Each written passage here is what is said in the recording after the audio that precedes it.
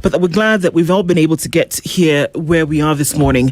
Ndruko and Dennis Aseto with you this morning. And as we get into conversation for this hour, we're going to be looking at budgets. We're going to be looking at debt, and the vice chairperson of the Budget and Appropriations Committee, as well as the member of Parliament for Endebess constituency, the Honourable Pukose, is here with us this morning. Good morning, Mheshimiwa. Good morning, Dennis. Good morning. Good morning to you. Karibu sana. And thank you for being here with us this morning as we get into a number of conversations that are important, as we look at certain things that, you know, to some extent are questioning the stability of the nation's economy. But before we do that, as we normally do, we go into the African continent every week. We come back from a different African country and we share their proverbs. Hopefully you can interpret that for us. This week, we're in South Africa, the Rainbow Nation. Of course, knowing that what the country has contributed to the continent as well as to the continent's political space. This is the proverb. We'd love to get your interpretation. If a tree does not know how to dance, the wind will teach it. If a tree does not know how to dance, the wind will teach it. I think to interpret it means that you have to listen to the people for you to be able to make the decision as far as the people are concerned. Because when you take it just figuratively, that the tree is just there.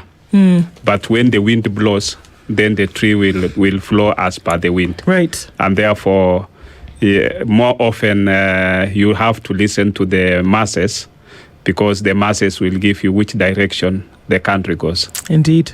Very true. I mean, and also very interesting, of course, to then be able to look at things in that direction.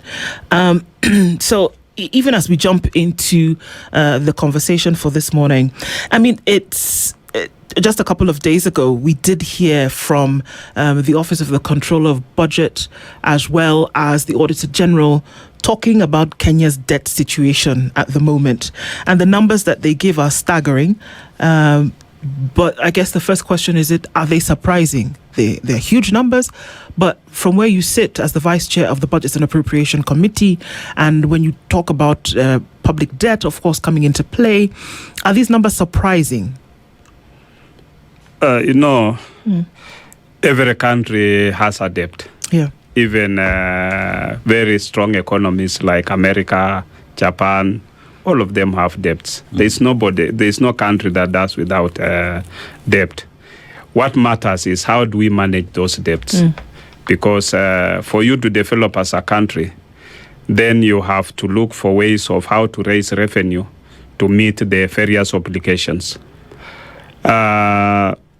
The debt that we are talking is debt which has been accumulated over a period of time. We've had governments, we've had President Jomo Kenyatta, we came to Moi, we came to Mwai Kibaki, Uhuru Kenyatta. Now we are in President Ruto's regime. And therefore, over this period, the country will continue to borrow so that they can be able to meet their development budgets and the various other obligations which they had. And as you remember, you look at of recent times, this country has gone through various challenges.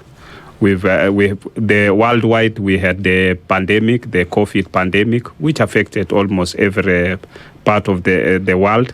And during the COVID pandemic, you find that many economies were actually almost collapsing. And therefore, I think we've also gone through challenges. Then you came in, we had the challenge of the war in Ukraine.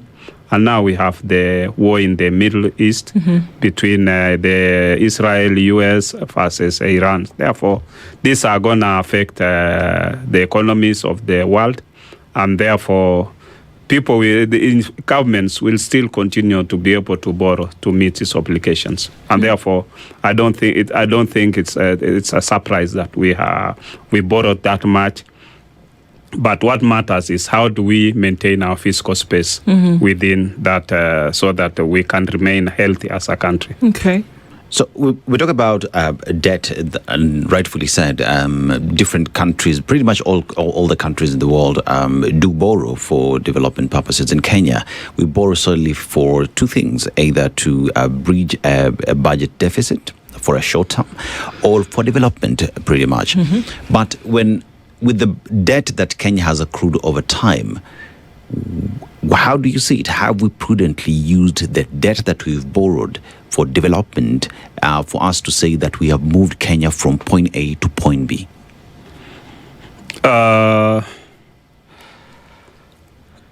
You know, we prepare a budget as a country. Mm-hmm.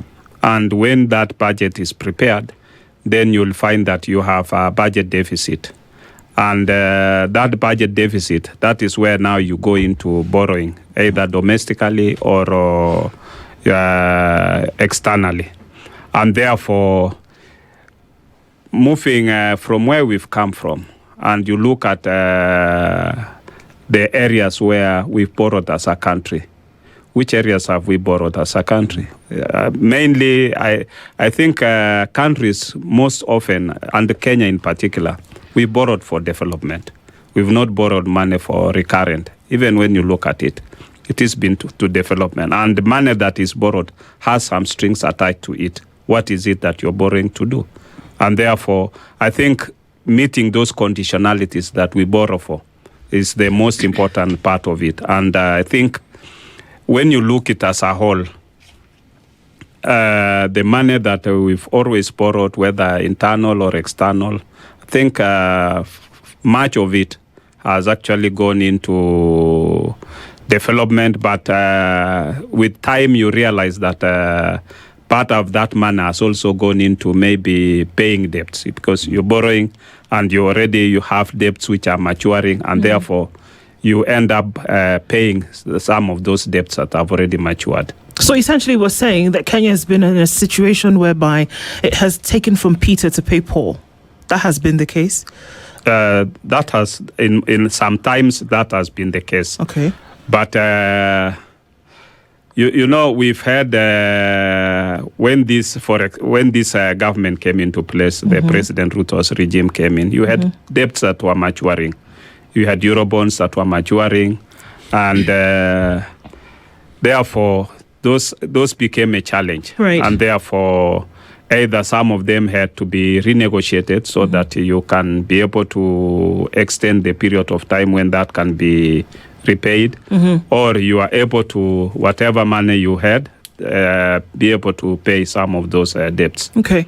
How can you link that with the consistent reports from the Auditor General, where the office has said they are unable to create linkages between now this debt and development projects? This has been their bone of contention often, that they've raised these queries over and over again, that because, you know, Pukose, money leaves a trail. Yeah. It does. No matter what you do, you'll be able to see where it's gone or where it hasn't gone. And unfortunately, the Auditor General has seen in many cases where it has not gone.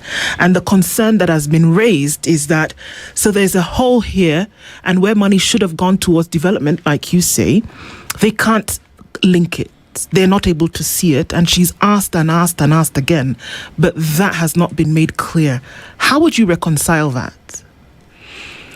You know, when money is borrowed, it goes into the central bank, into a consolidated account. Yes. And therefore, that you cannot say that now this money which you've borrowed, it has to have a certain kind of trail. You're borrowing for budget deficit. You've done your budget, the whole budget, and you've realized that this budget that you've done, there is a deficit of, let's say, as the current budget, you're talking of a deficit of almost 900 million. Right. And therefore, how are you going to bridge that gap? Yeah. That money will come, and you'll say, now I need to borrow from external this much, and I'll borrow from internal this much. That comes to the total. That total sum will go into the whole budget. Yeah.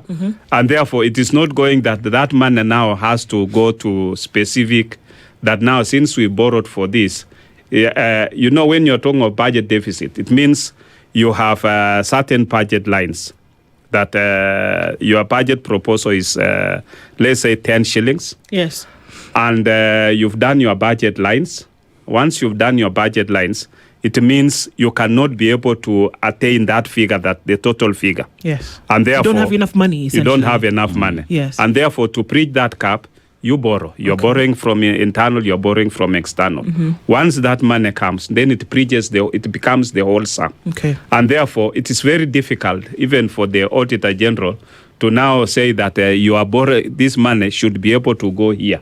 What you need to look at it is that you have the input and you have the output, in as far as the budget is concerned. Okay. But Mheshimiwa Pukose, you've just stated on the question that I asked earlier that when you borrow, there are conditions that have to be met. Yes. That means if, say, for example, I want to, in my budget, I want to put up a road. Yes. And in that road, X amount is needed. Yes. I'm going to borrow with the condition that this money will be spent to put up this road.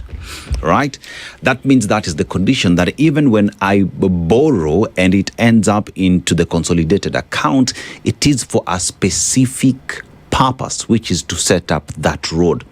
And this is the point where the Auditor General says, we borrowed and the condition was to set up this road. However, we cannot reconcile what was borrowed vis-a-vis the quality of the work that has been done or the completion of the project. These are the queries that the Auditor General is asking.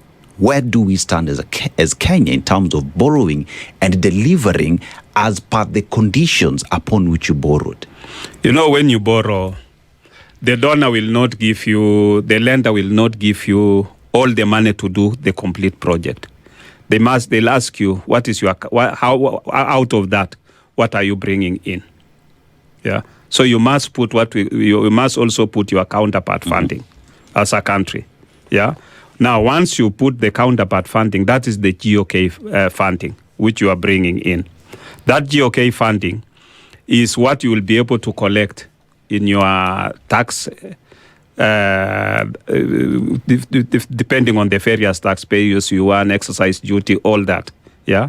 So that is money that you're going to raise yourself. Now, you've said, and when you are doing that, you've put it in your budget that in the government of Kenya, this is how much we are going to put. What we are going to borrow, we will be able to give part of it into this road. Let's say you have road A, road B, road C. So in road A, counterpart funding from the government is this much. And then out of what we borrowed, we will put this much on road A. On road B, the same like that. So you have to divide it. Now, once you've done that, this is money which will come into the consolidated fund. Yeah. And you'll also have whatever you are collecting as a government. Suppose whatever you are collecting as a government, you also the KRA does not meet the targets, which means it is going to affect project A, B, C, D. Yeah? And therefore, even if you borrowed, you've already, the conditionalities from the donor is that you must put something in, whatever you had agreed, you must put on this and that. Yeah? So you'll find that is what it affects. And therefore, when the Auditor General picks it up, that the money was borrowed, but it is not done complete the project, because you also have limitations. You didn't collect enough, and therefore, for Road A, all the money was not provided. You didn't provide all the money for that. And the conditionalities for the borrowing is that you must put this much and that, so that the whatever you've borrowed is also done that. So those are the challenges, and it's the everyday challenges. You're a parent. You might be able to say, I'm going to buy for my child this and that and that. Whatever money you get, you might not be able to meet those obligations. And therefore, that is how governments also run. Okay. Is it legal, though? Legal? Yes. Yeah, it's illegal. So when can Kenya borrow from where you sit? In which conditions can the nation borrow?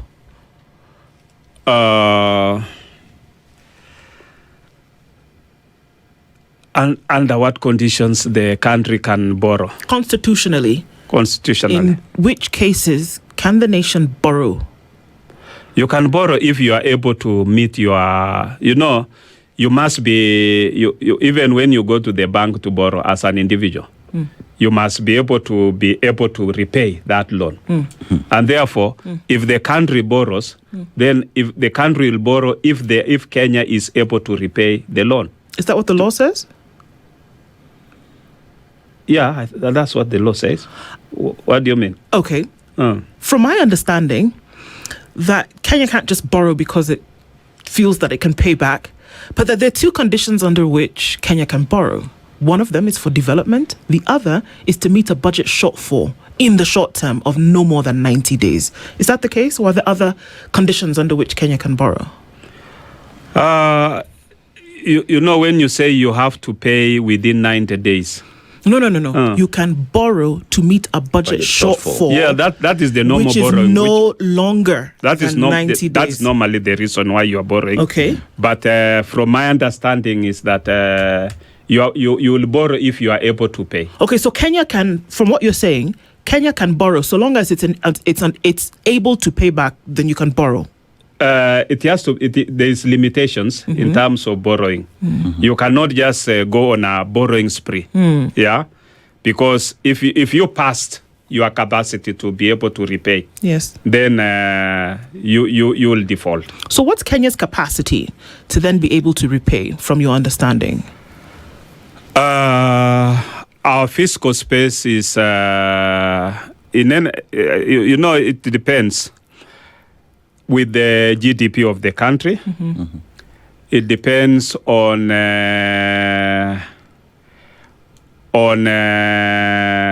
the budgetary deficits that you are able to do. So your fiscal space is what actually you are able to take care of.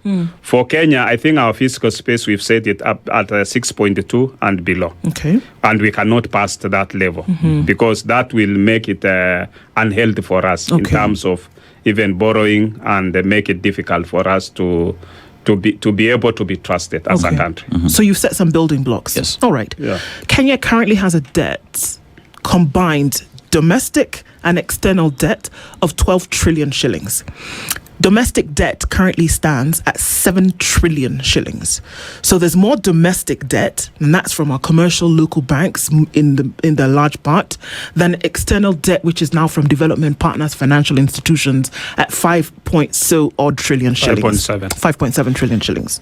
All right. Now, based on what you've said, does Kenya have the ability, fiscal space, GDP taken into consideration, to pay back this money? And in what time period do you think that can happen? Piggybacking again on what the Control of Budget released on Monday, that there's a 3.4 trillion shilling debt that must be paid within the next 12 calendar months. It's due. Is Kenya able to take care of this responsibility? As it stands now, we are able to take care of our responsibility as a nation. When this government came into place, we were in the process of defaulting as a country, and we were listed among 5 countries which were possibly to default, among them Zambia and other countries. Fortunately, I think, which I will thank our team, the government, has done much to be able to make sure that we didn't default. And therefore, many of the current debts that we are talking about as a country, the 5.7 trillion external and the 7.1 domestic borrowing which we owe, all of these have been negotiated. And I don't know where the Control of Budget got the report that we owe the 3.3, that we are almost, that it's due.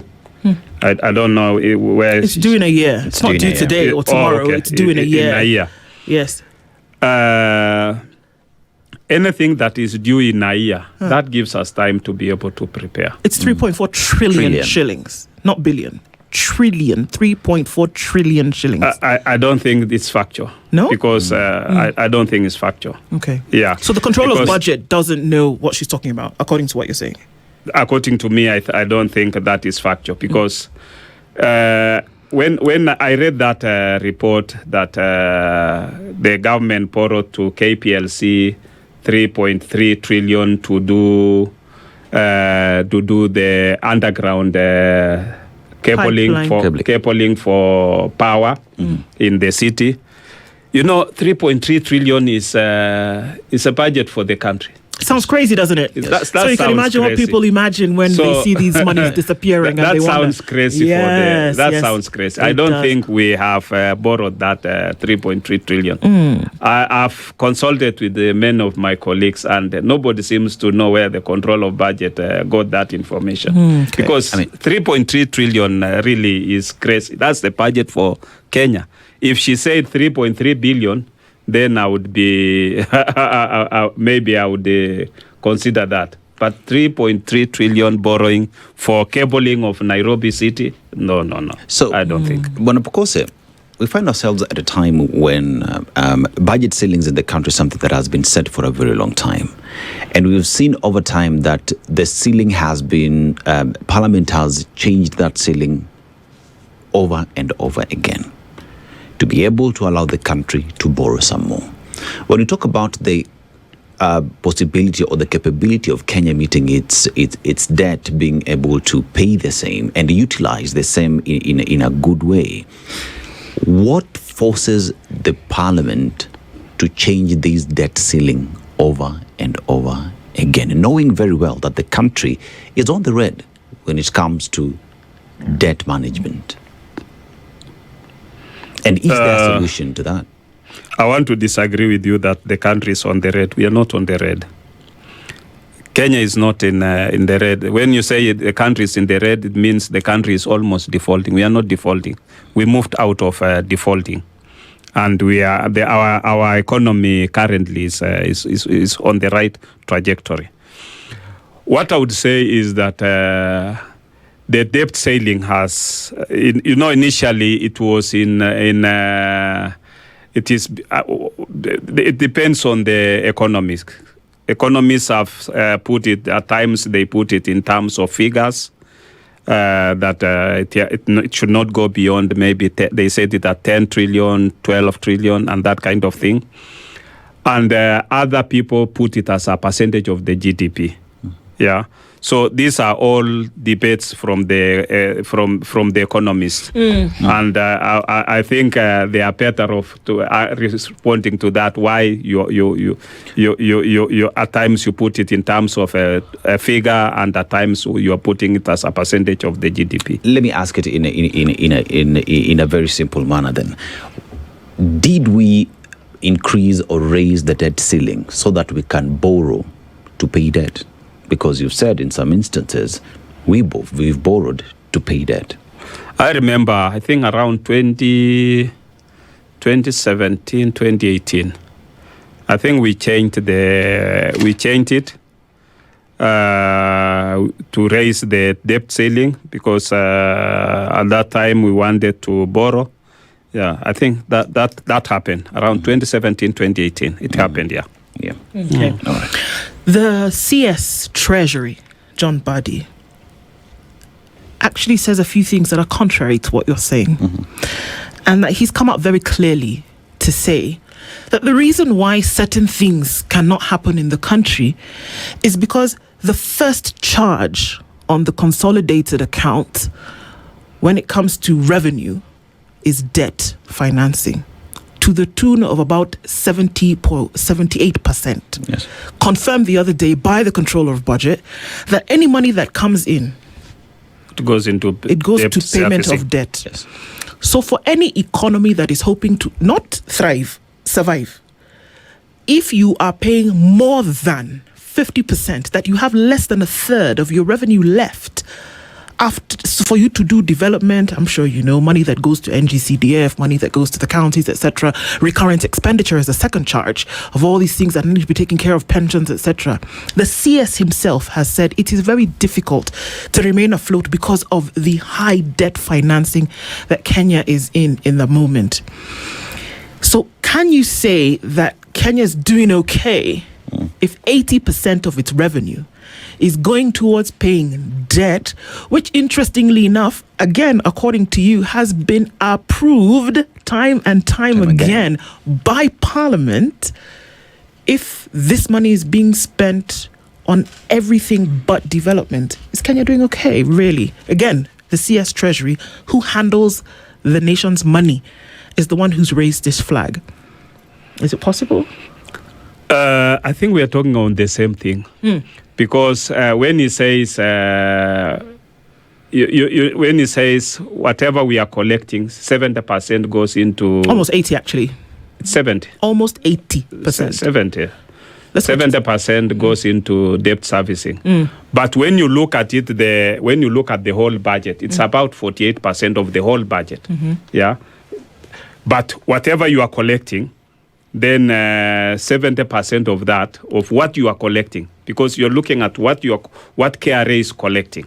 Yeah, 70% of that goes into, but what you are spending in the budget is not just what KRA is collecting alone. You also have what you are borrowing. It's more loans coming in. Yeah, you have what you are borrowing. Yes. Yeah, either domestically or externally. So when you put all that together, this 70% comes to almost around 48%. But you've just said it comes to 48%. So there's more money that's being spent. But where is that more money being spent coming from? More loans. So you're putting yourself round and round, which leads to why the Controller of Budget has said time and time, and she repeated it again this Monday. So it may not be the 3.4 cabling that you're talking about, but she said, you know what Kenya continues to do? Kenya keeps paying interest, and the principal of this loan remains largely remain untouched. So can we not see a situation whereby things are not looking so good if, again, even if it is part of the budget, that the principle economically is that whatever you collect, the majority of it is going towards paying debt? When do you develop? Now, asking that question and holding on to that, Mheshimiwa Pukose, 2 projects that have been completed that we can see and say, okay, this makes sense. I think the ladies and gentlemen in Parliament who make this law then should be okay because we can see that it's been completed. What would be some of those? Thank you. What the Controller of Budget talked about is the commitment fee.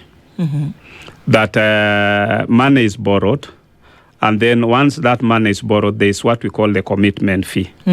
And we continue paying for commitment fee because what happens is that you have a long process, the bureaucracy, in which once this money has been negotiated, it takes a process for the money to be able to come.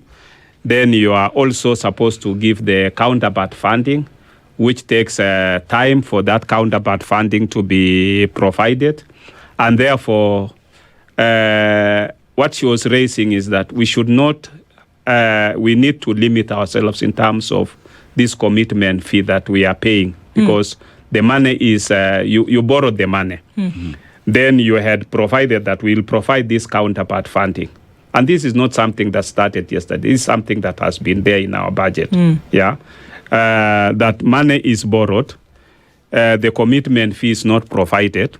Then the counterpart funding is not provided, and we continue paying commitment fee, yeah, for this money, and therefore we need to move away from that, because what the Controller of Budget does is to point out, or the Auditor General also to point out, where are our inefficiencies, where are we having challenges, and that is acceptable. You've asked for projects that are complete within the country. Within this, but like, for example, we can say trillion. Kenya owes 12 trillion shillings. We can see 1 or 2 projects that have been completed from this money that was borrowed. Yeah. Can we see that? This is money that has been borrowed over a period of time. Yeah.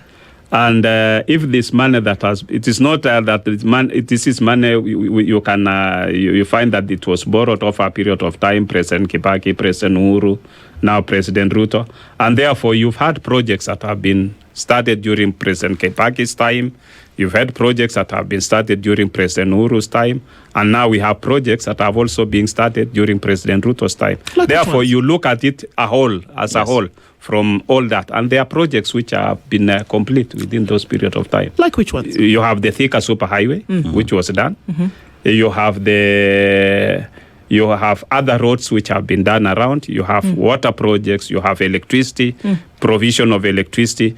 You have this. When you look at these budget lines, that money it entails long other things. We had management of COVID. We had COVID management within this country. Those are that money that which is birthed the COVID millionaires, by the way.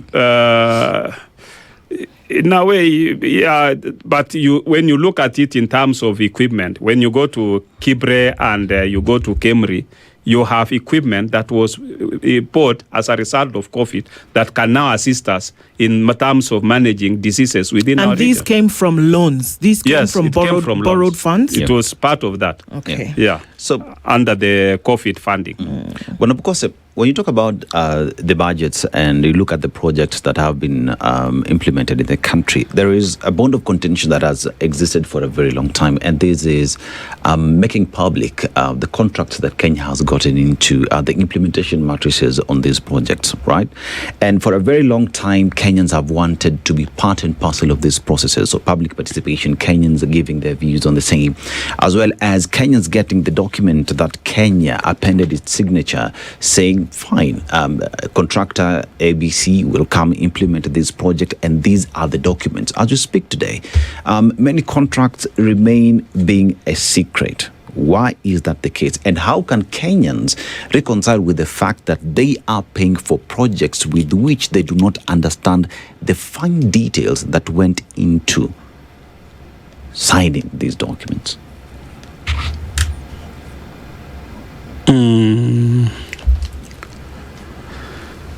You know, initially you've had projects that it has been clouded in secrecy in terms of implementation. That is true, because you had negotiations and agreements being signed, and even procurement being done in a way that nobody even understood. And you remember the issue about even the Adani deal, which was about the airport, and Kenyans refused. Yeah, when they rejected, then the whole process stopped. And therefore, I think when you look at the current introduction of the EGP, I think to me that is taking the country in the right direction, because it is introducing transparency, where programs are they are put onto the platform, and people can bid and be able to improve on transparency.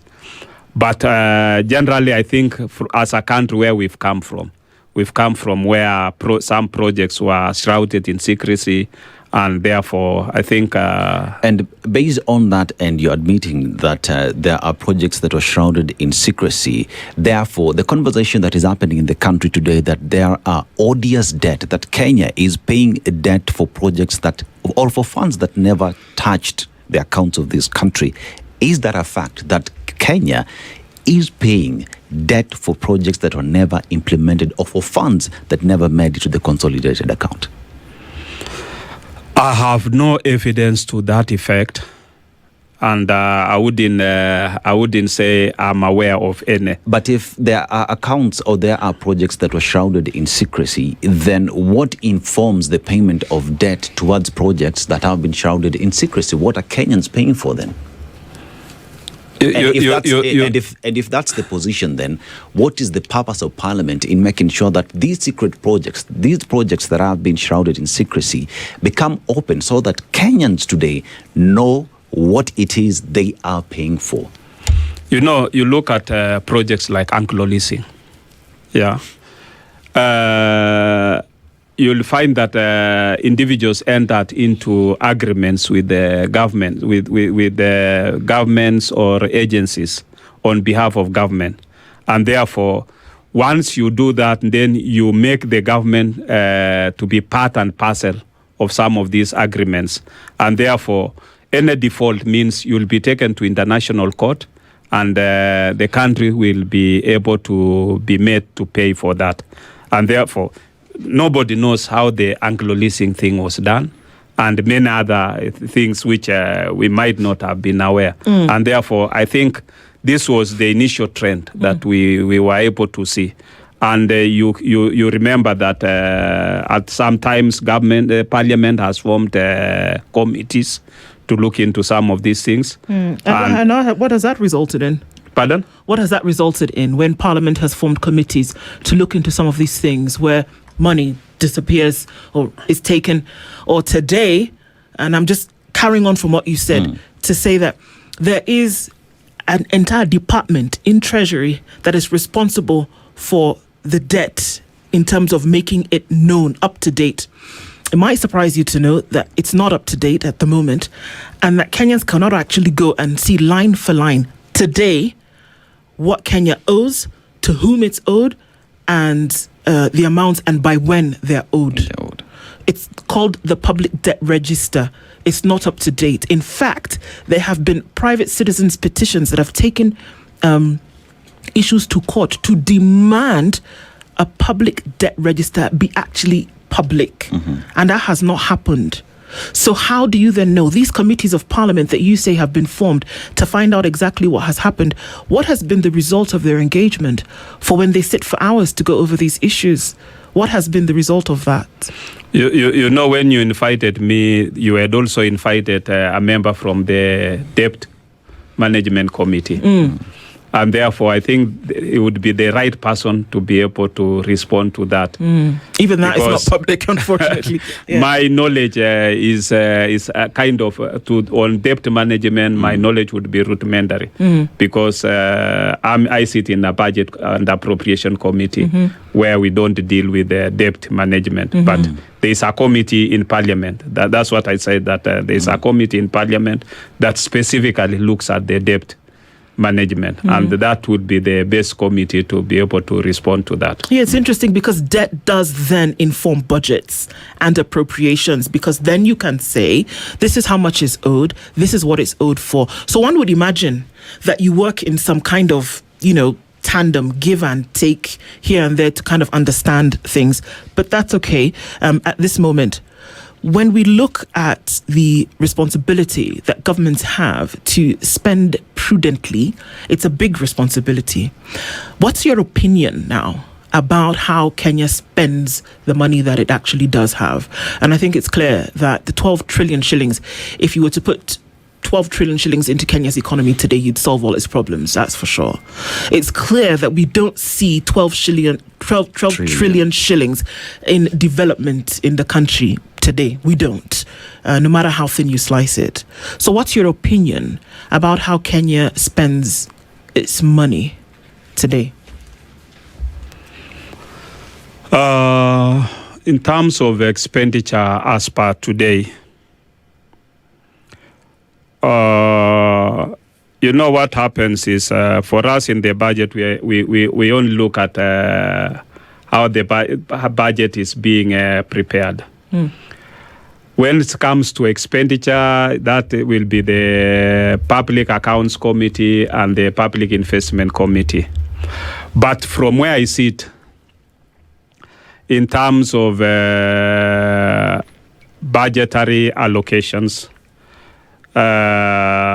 you'll find that having gone through the supplementary budget now, which we've done, is that there is a slight increase in terms of allocations to the development budget as compared to what was in the main budget.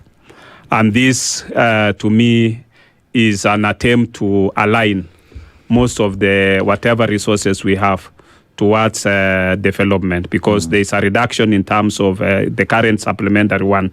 There's a reduction in terms of recurrent expenditure, and there is a slight increase in terms of development. And to me, I think that would be moving in the right direction. So how do you think it is that Kenya spends its money? Everybody says Kenya doesn't have a revenue problem. Kenya has an expenditure problem. And so that was my question, that what is your opinion about Kenya's expenditure at the moment? Is it responsible fiscally? It depends on where you sit, because from where I sit, and that's why I was telling you that we have currently Parliament is debating a supplementary budget one. Mm-hmm. We did our budget for this financial year, and in that budget, after a period of time in terms of now operationalization of the EGP, you find that our absorption for development was slightly low because of because of the institutions not being conversant with the EGP and having challenges in terms of entering into EGP. But subsequently, in that challenge in terms of absorption has been addressed through the supplementary one, where you have increase in terms of development expenditure vis-a-vis recurrent expenditure. And therefore, that means we are trying to correct where the challenges in terms of absorption is. And that reflects into the expenditure. Allow me to ask for the third time, and maybe we'll get an answer now. Do you think Kenya has an expenditure problem? What is your opinion about how Kenya is spending the resources allocated for certain areas? You know, that's I don't know whether we are getting each other. It's an opinion. I don't know whether we are getting each other. Because, Kenya is fiscally responsible when it comes to expenditure? Let's put it like that. You know, when you talk of Kenya and you're talking of the budget, I look at it in terms of three arms of government. I look at it in terms of parliament, I look at it in terms of executive, and I look at it in terms of the judiciary. And when you look at it in terms of judiciary or executive, you look at it in terms of development budget and recurrent budget. When we talk of development budget, we are talking about what amount of money have you allocated in terms of development, and that is what I'm giving globally as a country. That as a country, whatever you've given in terms, like when you talk about judiciary, most of their money will be recurrent. Most of it will not be development, because judiciary is not. They are not constructing roads. They can only construct maybe the judiciary, and therefore whatever you allocate to them, you allocate to them to build the courts, and that cannot be more than what you should allocate them in terms of recurrent. When you talk of the executive has you have employees, and you have a huge amount of money that you will be able to pay in terms of recurrent. But you also have obligations in terms of development for the country. You need to put up roads, you need to put up electricity, you need to put up schools, you need to put up hospitals and all that.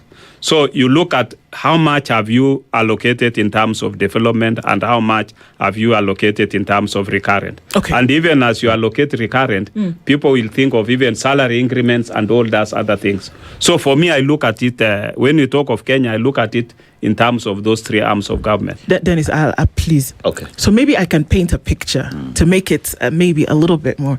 If you gave me 1,000 shillings and you told me that everything you need to do it with this 1,000 shillings, and that you need to be responsible with this 1,000 shillings and make sure that the things that are required are actually done. Now, if I come and tell you that with 1,000 shillings, I wasn't able to do these things and I had to borrow a little bit here from Dennis to make up for it. But while I was doing that, I decided to go on holiday with 300 of those shillings, whereby I had other things to do. Would you say that I was being responsible with the 1,000 shillings that you gave to me?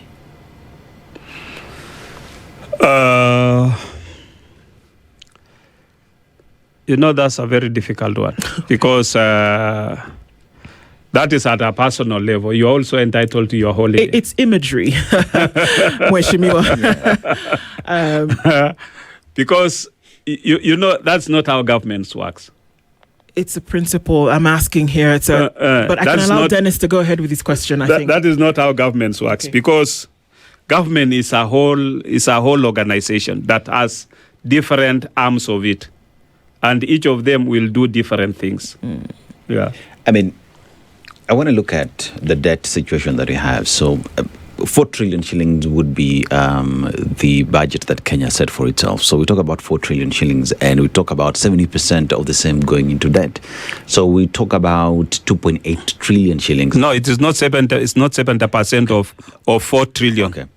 It is 70% of what we collect. I think that should be different. How much does the country collect? The country collects about, you set the target. How much did you collect last year?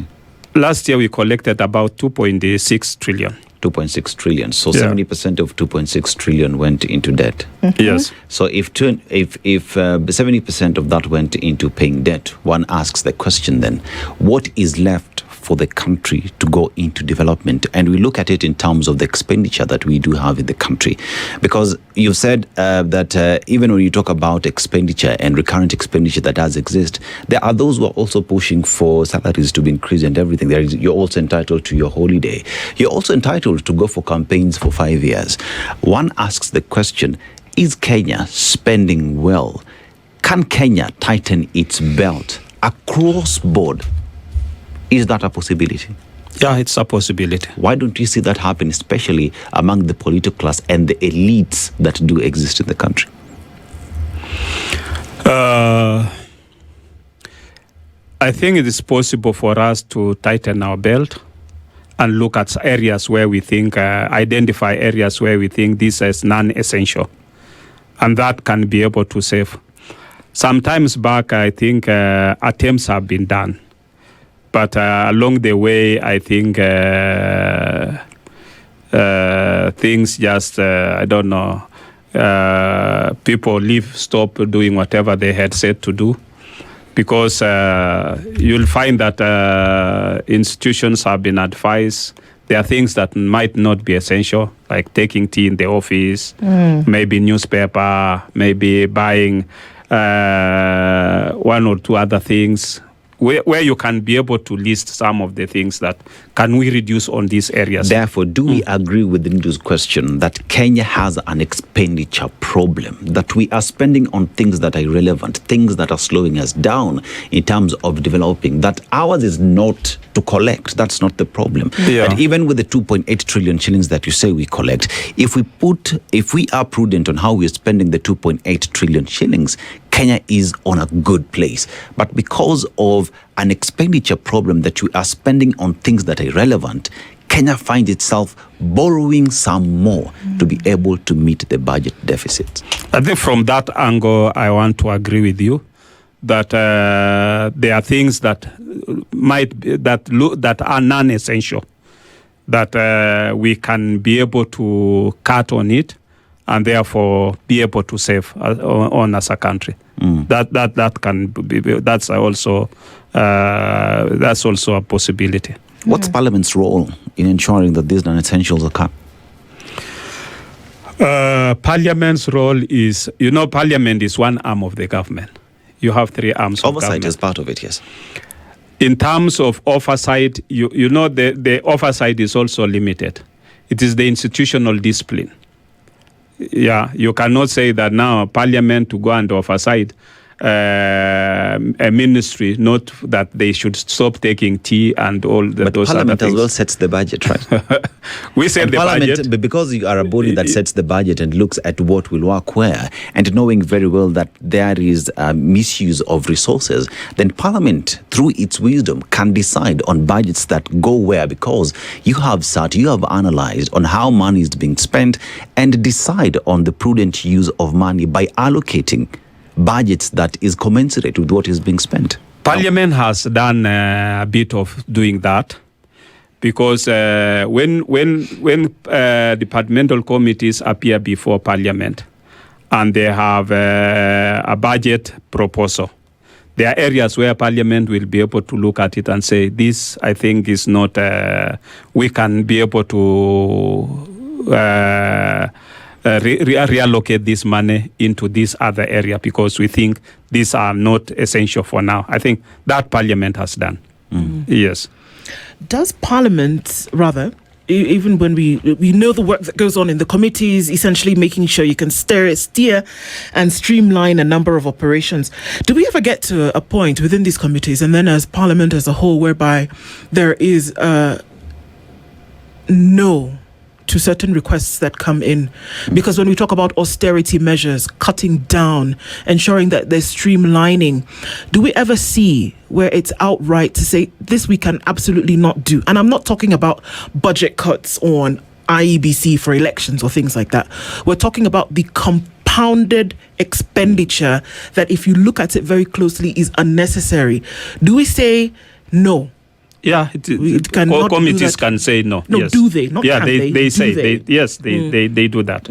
Yeah. Okay. And more often you'll find that when the chairman of the committees appear before the budget committee, they'll tell us we said no to this area. Yeah. Okay. Yes. If that happens, for example, I could give you that you'll find that you have you have departments wanting maybe to purchase new cars, new vehicles, and the committee will say, no, you already have other vehicles which are functional. This money, I think, we can use it for other areas. They do that. Committees have said that. Okay. And then finally, looking into it, that there are some areas in the country that are obviously being throttled for lack of resources. And like we said, it doesn't seem as though Kenya has a revenue problem. It has been said time and time without number that the problem is an expenditure one. That can you really say that Kenya is developing? I mean, you've alluded to that a number of times during this conversation, when there are fundamental sectors in the economy or in the country that are not doing so well. Education, health, we've been told that it might fall apart. A committee within Parliament who said this is unsustainable because we just don't have the resources. Is it possible that some of these funds, which may be questionable, can be rerouted to these fundamental ones? Is that a conversation that can be had? Yeah, I think that's a conversation that can be had, such that you find that committees can come and say, now we have a budget deficit on this area, and occasionally you've been able to get money from another area and support that project. That is something that is doable. Okay. There's a lot to be done, and it's a resource issue, that's for sure. And the resources are never enough for anything. True. Yeah. They can be prudently used, though. Robert Pukose is the Member of Parliament for Endebess. He's also the Vice Chair of the Budgets and Appropriations Committee of Parliament and has been here with us this morning. Thank you for joining us in this conversation. Obviously, the one that doesn't die with what we've talked about today, but that, Kenyans are watching and waiting for a time whereby there will be prudent use of resources. Thank you for joining us this morning. Much appreciated. Thank you. Thank you for hosting me this morning too. Very well. This is the Situation Room, the only way to start your day.